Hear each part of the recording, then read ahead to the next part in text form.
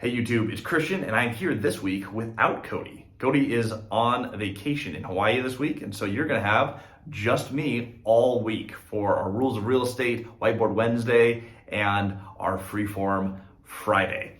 So today we're talking about Rule 5 in investing. It is the most common question that Cody and I ask when investing in real estate, which is how do we own it? How do we never lose it? We've covered this in some depth on this channel and we mention it all the time.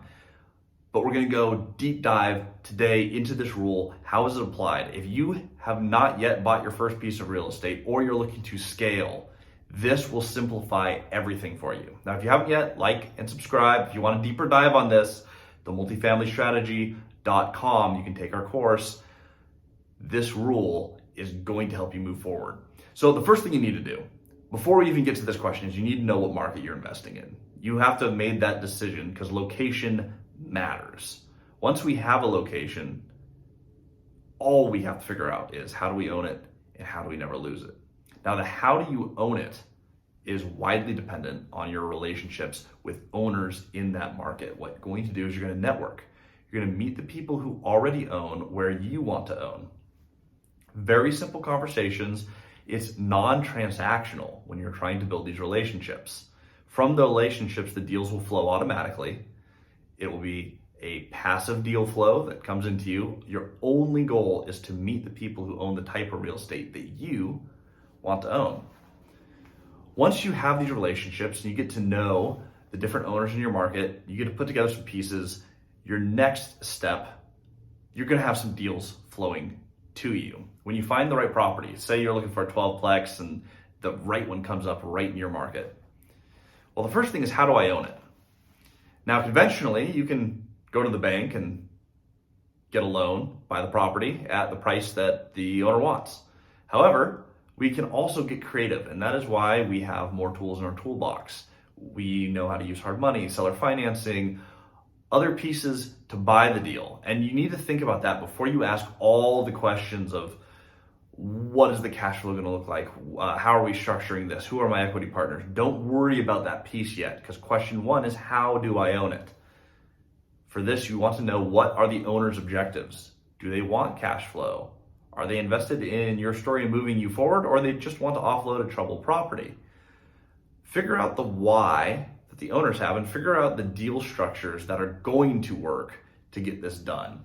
Once you have a deal put together where you know the price, you know the terms, say it's seller financing, all the terms are going to be made up anyway, but the interest rate, when are the balloon payments? Is it interest only on an amortization schedule? You figure out the pieces of the deal. What is the actual deal in place? That is how you own it. Now you figure out, what do I need to do to make sure I never lose it? And the answer to that is always going to be cash flow. If you buy cash flowing real estate that has enough cash flow to service your debt, give you a little margin, cover all the expenses, you can technically buy infinite amounts of deals, because you can just keep buying real estate if every time you close a transaction, your income goes up. So how do we never lose it? That is going to be a question of cash flow. We're going to do two analyses. We're going to do a day one, which is the deal as it stands, the day that we are buying it. What does it look like? What is the price? What are the terms, the cash flow, expenses, and ultimately we're looking for the net operating income. From that, you can go to our Math 101 video to see how we calculate all of it. But from that, you want to see how much cash flow you have. The next thing you want to do is figure out what you have going on at the exit. So at that point, that's going to be, the exit is either you're selling the property or you're refinancing the property. If you have a balloon payment in year 5, for example, you're going to want to refinance the property unless you go and sell it. But we need to know what it's worth at that point. We're going to use really conservative numbers and we're going to figure out, okay, I'm going to buy it in this condition and I know my math and I like the deal day one. At exit, whether it's year 5 or if you're on a 30-year amortization, it could be year 30. I just need to know, where's the property at the end of this transaction? Let's see how much room we have to increase rents. What is our plan for expenses? Where do we think vacancy is going to be? We want all these to be conservative. So if you think the market's going to keep going up for 5 years, don't forecast for that. Just say, okay, current market conditions, let's say I can get close to market rent on this property within the 5-year window. because then everything else is bonus. You put all the pieces together and you know, okay, I can execute plan A. Our day one is a doable deal. And I know how I'm going to keep the property all the way through. I have enough cash reserves, cash flow, know-how, property management, everything is in place where I know that I'm never going to have to lose this property. I'm not going to be in a position where I have to fire sale it. That's how you start to buy real estate. Now, it's easy to add pieces to this, and this is where stuff starts to get complicated. Common questions. Do I need a property manager? Well, you probably do. If you're doing your first deal, I love the idea of self-managing it if it's in driving distance from you. But at some point, you're going to scale to a point where you need them. Do I need a great lawyer? Well, not before you have a deal, but once you have the deal, sure. You can add all these different pieces, the financing, the partners, all the stuff. It doesn't matter until you have the deal. The deal has to come first. And that is why, how do I buy it? How do I own it? Is question number one. How do I never lose it? Is question number two. Recap. How do I have enough cash flow where I know I can cover this? And if I have to refinance, do I have enough equity in the property? Now, if you're going to refinance into bank debt, most banks are going to want 20 to 30% down. Be conservative and make sure that if you're refinancing year 5, you're very comfortable that you have 30% equity in the building.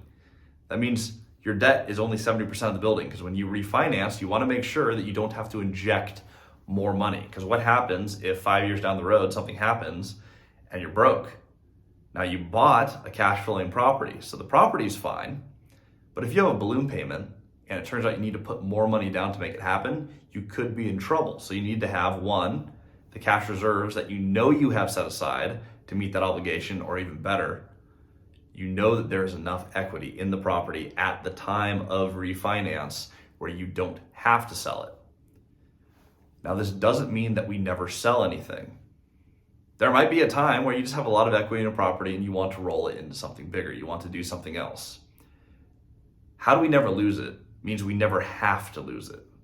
You never have to fire sell it. It is your choice when you go and sell a building. There may be a time, and probably will be, when you have so much equity in that building that it makes sense to sell it and roll into something larger. We'll go into 1031s in other videos.